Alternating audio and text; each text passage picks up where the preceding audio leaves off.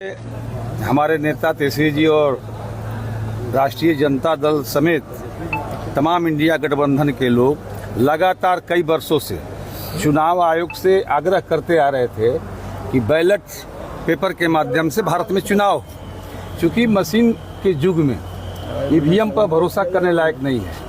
अभी एक छोटा सा प्रमाण हम आपको दे रहे हैं भभुआ विधानसभा का।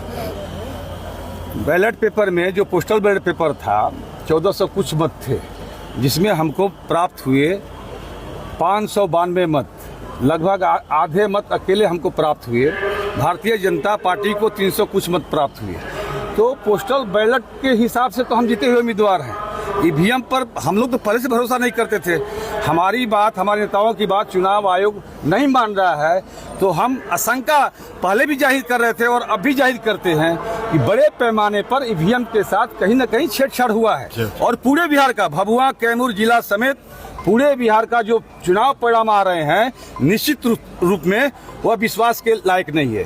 फिर भी हम आग्रह करना चाहेंगे, फिर से दोबारा अपनी बातों को दोहराना चाहेंगे कि देश, भारत के अंदर, चूंकि भारत लोकतंत्र का सबसे विश्व के अंदर मजबूत देश है और लोकतंत्र मजबूत रहे विश्व पटल पर, इसलिए भारत के अंदर ईवीएम को हटाकर बैलेट पेपर से चुनाव हो, ताकि आम जनमानस में पारदर्शिता बनी रहे। जो लोग मतदान करते हैं अपने आप को छले हुए महसूस करते हैं। लोगों के बीच में मीडिया के हमारे साथियों ने सर्वे किया था विभिन्न क्षेत्रों को, मैं नहीं कर रहा सिर्फ भभुआ विधानसभा का, विभिन्न क्षेत्रों का सर्वे मीडिया के साथियों ने किया था।